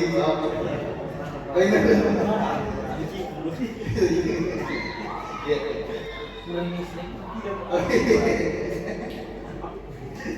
Ya, halo, assalamualaikum. Demikian persentase nilai positif yang saya sampaikan. Mohon maaf jika ada kekurangan pada saat persentase, itu hal dengan manusia biasa. Terima kasih. Assalamualaikum warahmatullahi wabarakatuh. Bismillahirrahmanirrahim. Assalamualaikum warahmatullahi wabarakatuh. Perkenalkan, saya Abdul Wahab dari SMK Negeri 1 Bantai, rekan sejawat dari calon guru penggerak Pak Syahrul SPD dan Pak Heri SPD. Kemarin kami telah mengikuti diseminasi tentang budaya positif yang telah dilaksanakan oleh calon guru penggerak tersebut. Adapun yang dapat kami tangkap dari materi yang disampaikan sangat luar biasa dan sangat memberikan manfaat kepada kami, dan insya Allah kami sebagai rekan sejawat akan menerapkan materi tersebut di dalam kelas kami atau maupun di area lingkungan sekolah. Selain daripada itu, materi yang disampaikan sangat sederhana tetapi memberikan makna yang sangat jelas terhadap pengembangan peningkatan kualitas mengajar di area lingkungan sekolah maupun di kelas itu sendiri. Adapun materi yang disampaikan seperti budaya positif yang kami bisa terapkan kepada siswa itu sendiri. Dengan memahami budaya positif itu akan memberikan dampak lebih kepada siswa itu sendiri. Sekian dan terima kasih. Wassalamualaikum warahmatullahi wabarakatuh.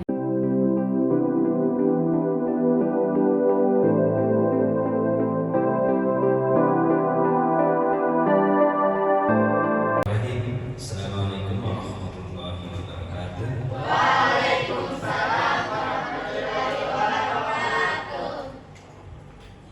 Alhamdulillah nahmadu wa nasta'inu wa nastaghfir wa na'udzu billahi min shururi anfusina wa min sayyiati a'malina. May yahdihillahu fala mudilla lahu wa may yudlil fala hadiya lahu. Baiklah anak-anak sekalian, pada hari ini kita akan melakukan atau membuat kesepakatan kelas dan sebentar akan melahirkan yang namanya keyakinan kelas. Jadi sebelum kita memulai kegiatan kita pada hari ini, maka Bapak akan memperlihatkan atau memperkenalkan terkait dengan keyakinan kelas. Silakan disimak di materinya yang telah saya buat sebelumnya.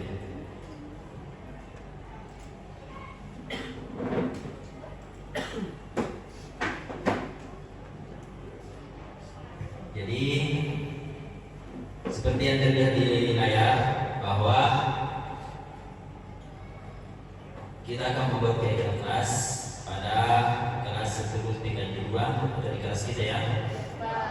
Jadi perkenalkan Bapak Syahrul SPD, calon penggerak kelas PD SMK Negeri 1 Bantai. Kemudian anak-anakku atau murid semua perlu ketahui apa itu keyakinan kelas. Keyakinan kelas adalah seperangkat nilai dan prinsip yang disepakati bersama oleh guru dan siswa atau oleh guru dan murid untuk menciptakan lingkungan belajar yang positif dan kondusif. Keyakinan kelas berupa pertanyaan-pertanyaan universal yang dibuat dalam bentuk kalimat positif. Jadi perlu kalian ketahui ya kalimat-kalimat positif. Kalimat-kalimat positif itu seperti yang Bapak jelaskan tadi, bahwa kalimat positif itu misalnya dilarang mengotori kelas. Dilarang mengotori kelas itu kalimat negatif, ya. Kalimat positifnya adalah menjaga kebersihan, dan tidak dibuat dalam jumlah banyak sehingga mudah diingat dan dipahami oleh semua warga kelas. Jadi jumlahnya itu tidak banyak supaya bisa dipahami oleh semua warga kelas. Keyakinan kelas dapat membantu siswa atau murid untuk berkembang menjadi individu yang bertanggung jawab, disiplin, dan memiliki rasa hormat terhadap orang lain. Pembuatan keyakinan kelas melibatkan semua warga kelas melalui kegiatan curah pendapat yang ditinjau kembali dari waktu ke waktu. Sebentar kita insya Allah kita akan praktekkan. Kemudian, mari merenung. Sebagai seorang murid, Anda ingin dilihat atau dikenali sebagai sosok yang bagaimana? Ya, teladan ya. Tentunya sudah ada di benak kalian itu seperti apa kita sosok yang akan dikenali, ya, baik di lingkungan sekolah maupun di lingkungan masyarakat atau di lingkungan keluarga setelah kita kembali ke rumah. Nah, berikut daftar nilai-nilai kebajikan mulai dari peduli, keterangan, kebersihan, komitmen, belas kasih, percaya diri, belas kasih, bertujuan, rasa, gotong royong, rajin, ya, dan seterusnya sampai pada pengertian. Ini nilai daftar nilai-nilai kebajikan, ya, daftar nilai-nilai kebajikan yang bisa diperhatikan betul, yang bisa diterapkan dengan baik sebaik-baiknya, ya. Nah, apa yang terjadi jika dunia tanpa aturan? Ya, apa yang terjadi jika dunia tanpa aturan? Nah, berikut merupakan video yang akan ditonton jika dunia tanpa aturan. Silakan disimak.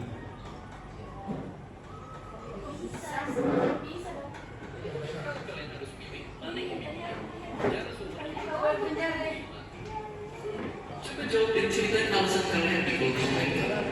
Oke, mungkin atau begitu bahkan semoga kita dalam dihadapi sama kita tadi.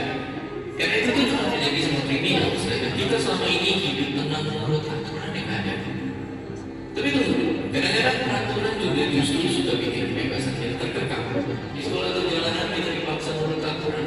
Kalau di rumah nggak menurut aturan orang tua, waktu jemput bilang. Jadi sebenarnya apa peraturan mau lebih banyak menurut atau menurut keterjangkauan kita. Dan apa jadinya jika hidup ini nggak ada.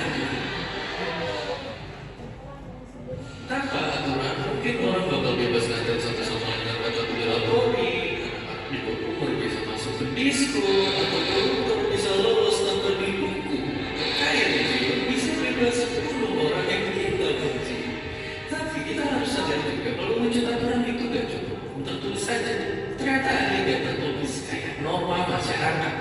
Selain itu peraturan lain itu gimana yang jadi seru. Terus badan kita juga bekerja dengan mengikuti aturan-aturan biologis yang tertentu. Dan sehari-hari kita ngomong pakai aturan berbahasa yang mengerti kita biar tetap lihat status dan jelas kayak orang-orang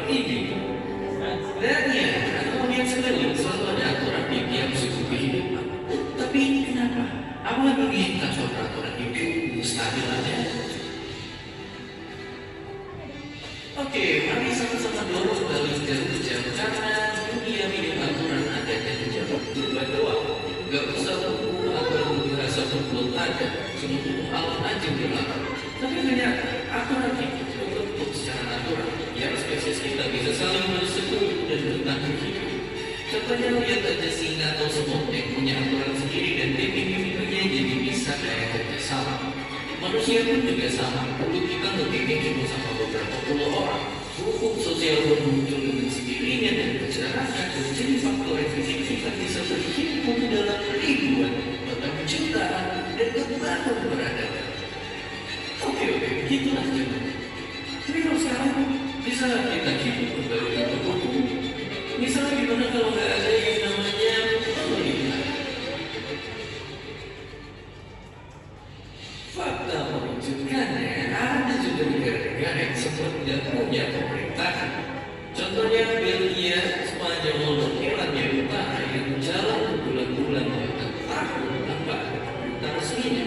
Dan yang terbesar ada Somalia yang berkembang darah dari meletusnya perang saudara selama belasan tahun. Somalia nggak punya pemerintahan aktif yang bisa melindungi rakyatnya. Jadi ya, ibarat paradoks tanpa peraturan justru gak ada kebebasan. Tapi saat peraturan yang ada malah nyakitin, merugikan atau bahkan mendiskriminasi orang, itu bisa jadi senjata berbahaya di tangan mereka yang harus kuasa. Kalau gitu, jika teknologi bisa membantu masyarakat dan masa depan jadi adil dan tertib, mungkinkah nanti kita bisa hidup bebas dan aman tanpa ada pihak yang berwenang? Dan seperti biasa, terima kasih.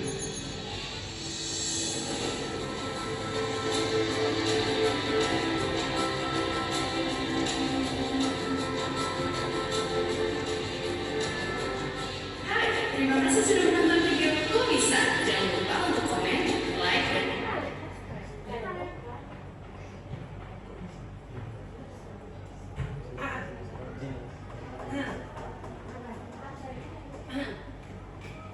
Jadi itu tadi sedikit pengantar terkait dengan bagaimana jadinya jika dunia itu tanpa aturan, ya. Ada yang bisa berkomentar sedikit? Mungkin satu atau dua orang terkait dengan yang disimak tadi. Siapa yang bisa berkomentar? Bagaimana jadinya ketika dunia tanpa aturan? Bisa? Ada?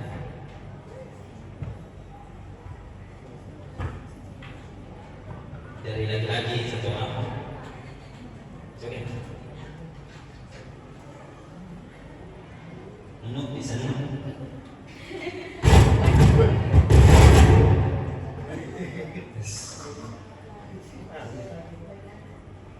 Bagaimana jadinya jika dunia tanpa aturan? Apa akibatnya?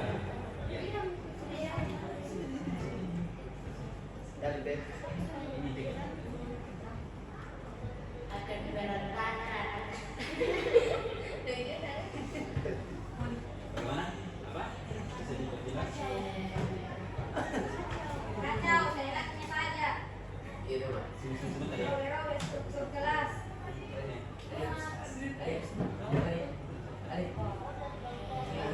Dunia akan berantakan tanpa adanya aturan.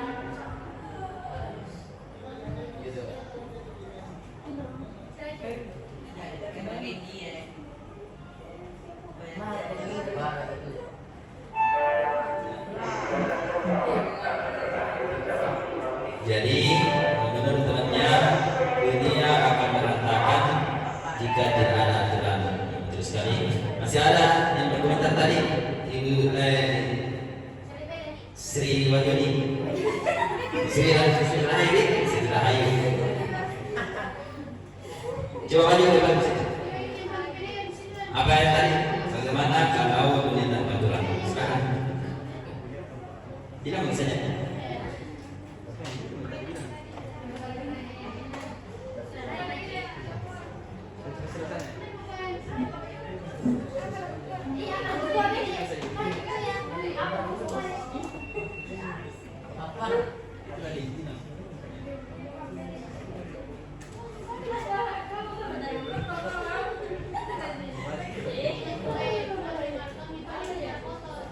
Seenaknya saja.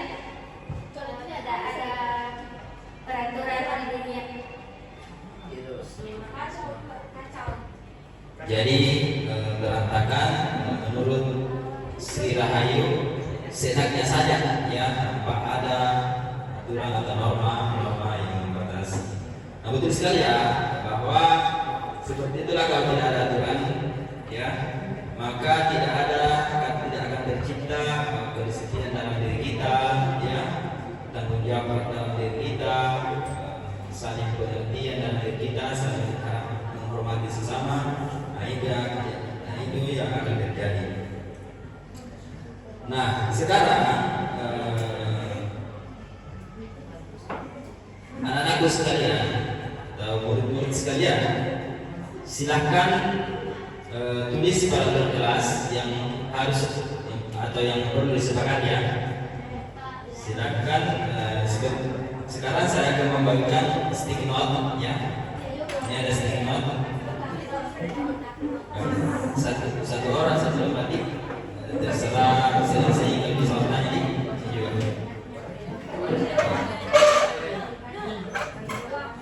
Nah, sticky note-nya perlu diperhatikan. Ada yang pakai lem ini, jadi usahakan itu lemnya ada di atas, di sebelah atas ini. Dan jangan yang ada lemnya ditulisi, tapi di baliknya. Nanti kan tidak begini, ya.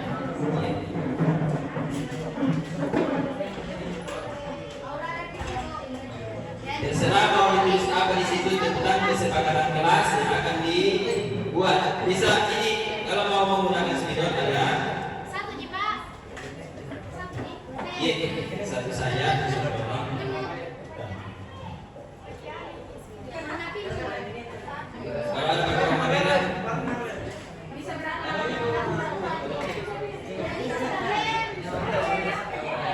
Oke, bisa juga. Sudah bisa kalian. Bisa dia ada. Bisa. Tuliskan peraturan. Apa yang ditulis Pak? bisa satu, ya bisa lebih. Nah, tulis saja sesuai dengan yang pernah kita perhatikan ya. Iya, jadi seperti itu. Oke. Nah, sudah ya. Kalau sudah ditulis, nah, silahkan ditempel.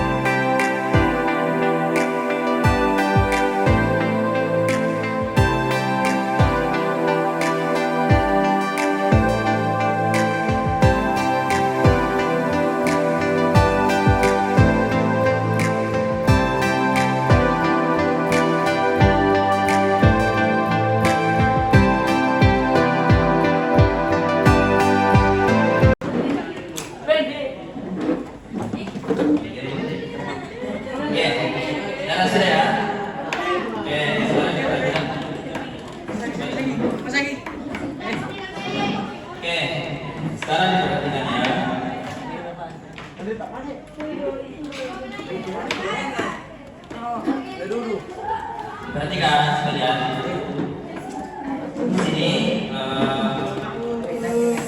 mari kita ubah dari negatif ke positif ya, dari kalimat negatif ke positif. Nah, sekarang di sini yang pertama temannya menulis kesepakatan kelas, dilarang makan di dalam kelas saat ya.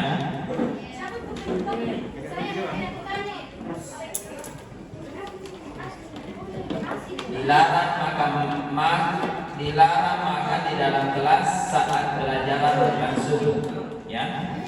Dilarang makan di dalam kelas saat pelajaran berlangsung. Berarti bisa diubah menjadi kalimat positifnya adalah ya. Dilarang makan di kelas. Makan di dalam kelas. Apa itu? Makan di dalam kelas dengan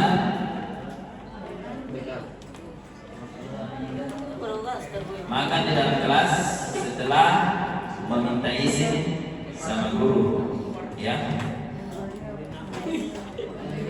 Kemudian ada lagi di sini menghargai sesama teman. Positif atau negatif? Positif ya. Oke, sudah. Nah, dilarang bicara kotor, dilarang memakai topi ketika berada di dalam kelas, dilarang bicara. Dilarang bicara negatif atau positif? Negatif ya, dilarang bicara. Positifnya adalah berbicara secukupnya atau berbicara saat dipersilahkan, ya, berbicara saat dipersilahkan. Kemudian disiplin waktu. Oke, positif negatif? Positif. Oke, nah sekarang membuli, ya, saling menghargai dan menghormati sesama siswa, sesama murid, betul ya? Itu positif ya, positif ya, saling menghormati. Oke. Nah, bisa satu orang kemudian silakan tulis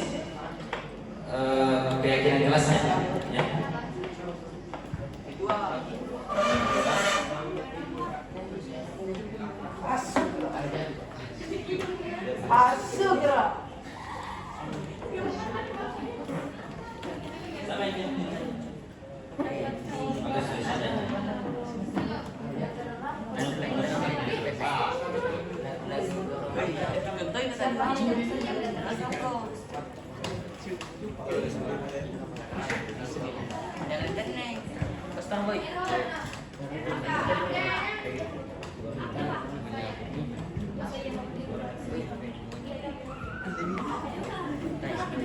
Oke, jadi pertama itu ada disiplin waktu. Itu bisa ya, disiplin waktu. Oke. Satu, disiplin waktu.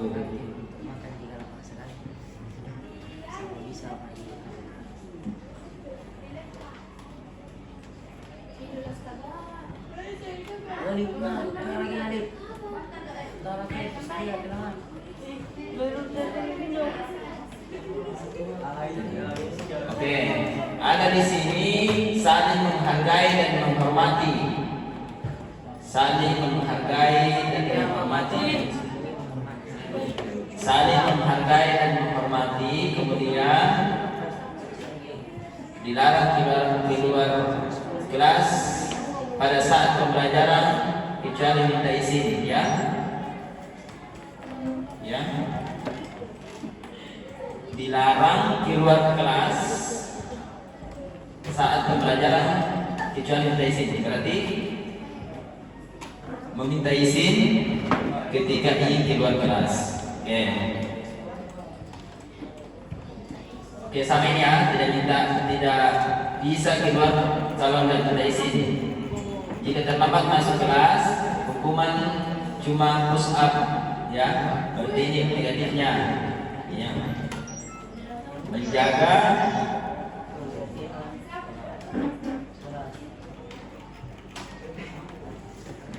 apa ini? Menjaga kebersihan. Keempat, menjaga kebersihan.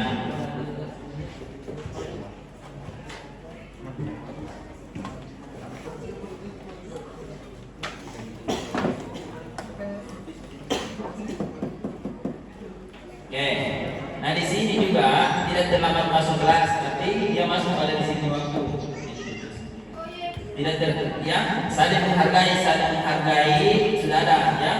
Saling menghargai dan menghormati sesama teman. Saling menghargai dan menghormati sesama teman. Membuli. Nah, ini membuli itu berarti sudah masuk pada saling menghormati, ya. Sudah masuk saling menghormati. Kemudian dilarang keluar izin sudah sama, ya, sama. Dilarang pakai topi, sudah disiplin waktu, ya. Dilarang teriak kelas, ya, saling menghargai, masuk semua, ya, saling menghargai dan menghormati. Dilarang musuhan.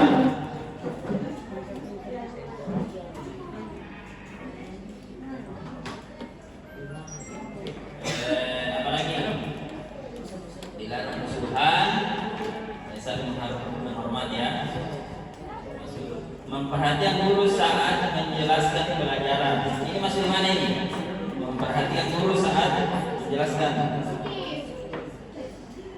Nah, masih disiplin ya.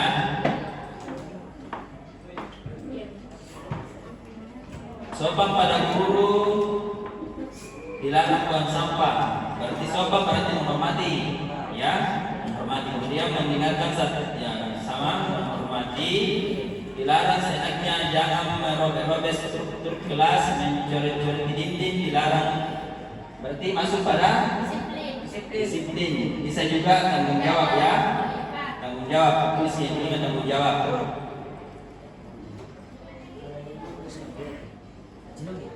Dalam pagi itu bisa keluar sudah, tidak boleh main di dalam kelas. Tidak boleh main di dalam kelas, berarti disiplin. Masuk juga, kemudian menghormati juga karena temannya bisa tidak terganggu ya. Kemudian dilarang pakai topi sudah sama-sama, dilarang buang sampah, kemudian dilarang membuang sampah. Iya. Mungkin juga masuk di situ menjaga kebersihan menjaga kebersihan. Sudah ada? Oh iya, sudah ada. Oke. Jangan beri ke dalam ada ya. Kemudian dilarang sudah bisa keluar kelas untuk makan jika lapar. Ya. Dilarang senaknya teriak. Dilarang ini semua ya. Dilarang main HP. Oke. Oke. Jadi kesimpulan daripada keyakinan kelas kita seperti apa yang telah anak-anakku semua tulis, kesimpulannya bisa kita simpulkan yang pertama disiplin waktu, ya. Jadi disiplin waktu itu datang tepat waktu, pulang tepat waktu, ya. Kemudian saling menghargai dan menghormati, ya. Ini jadi yang membuat kesepakatan keyakinan kelas ini adalah anak-anak sekalian sendiri ya, bukan saya yang membuatnya. Kita sepakat bersama. Kemudian meminta izin jika ingin keluar ya, itu juga masuk. Yang keempat menjaga kebersihan. Kemudian tanggung jawab ya, tanggung jawab itu ketika misalnya ada yang terbuat atau tidak sengaja kertas ulangannya temannya tertumpah airnya, kemudian basah sobek, maka bertanggung jawab dengan cara mengganti.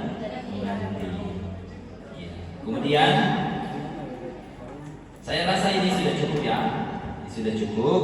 Jadi perlu anak-anakku semua kita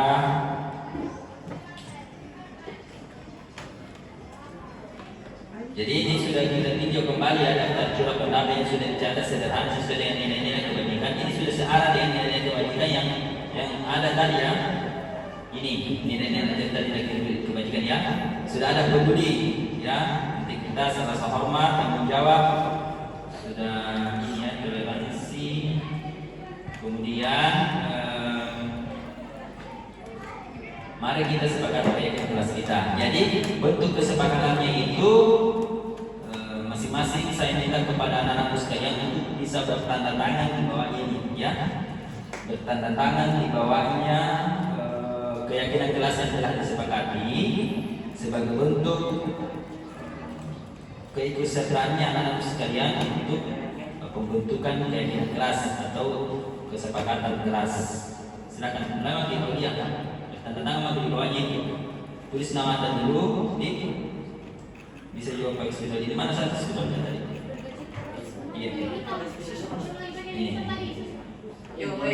Coba begitu, ya. Kalau besar sekali, ini. Ya. Ya. Bisa langsung 2 orang. Iya. Coba.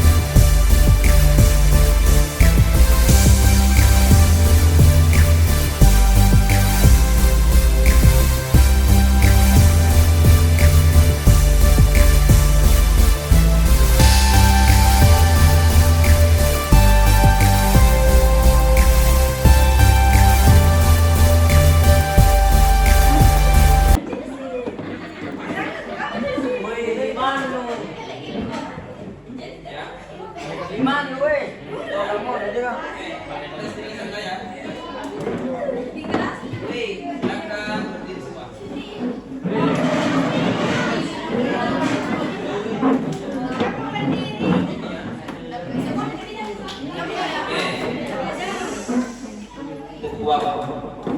Wih, ingin saya. Tepuk wow.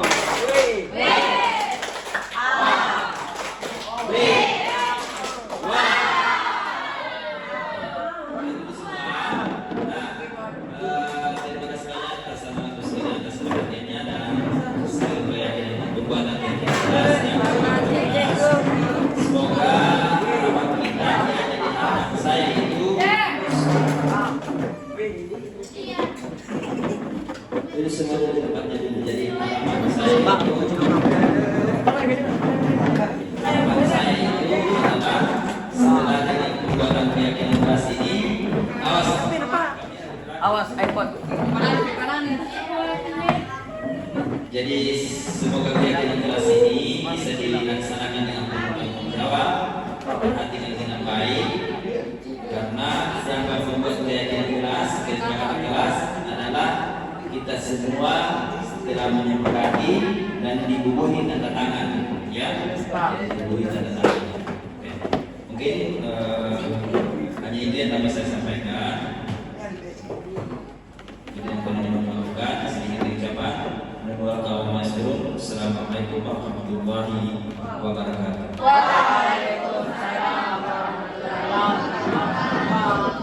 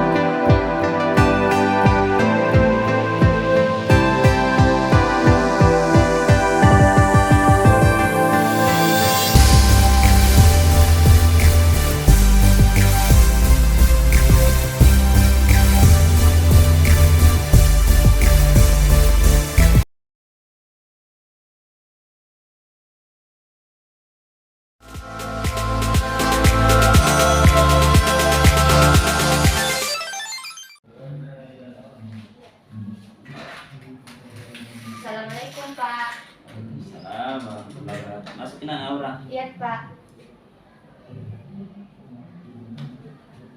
Bagaimana kabar hari ini, Nak? Alhamdulillah baik sih Pak. Alhamdulillah baik. Iya. Kita lagi kenapa saya panggil orang, Nak? Tidak Pak. Oh, tidak.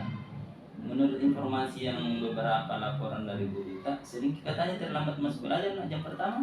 Iya Pak, karena jarak rumahku ke sekolah itu cukup jauh Oh, cukup jauh ya. Iya. Mana Gi memang tinggal, Nak? Di Moroa Pak. Oh, di Moroa. Berapa kira-kira jaraknya, Nak, dari rumah ke sekolah? Perkiraan 10 kilo Oh, Pak. sekitar 10 kilo ya. Mungkin saja kalau Bapak berada di posisinya anak orang, mungkin juga Bapak terlambat ya. Dan untuk melakukan kesalahan itu karena kita sebagai manusia bisa terluput dari kesalahan dan kehilafan. Mungkin saya maklumi ya itu apa yang telah dilakukan Nak Aura. Menurut Nak Aura, sering terlambat masuk belajar itu merupakan budaya positif atau budaya negatif? Negatif Pak. Oh, budaya negatif ya. Ada tidak keinginan Nak Aura untuk bisa mengubah budaya negatif menjadi budaya positif? Ada Pak. Masih ingat tidak keyakinan kelas kita? Masih Pak.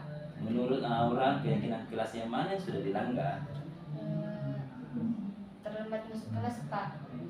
Terlambat masuk kelas ya, atau komitmennya ya untuk belajar tepat Waktu Pak. oh tepat waktu. Iya.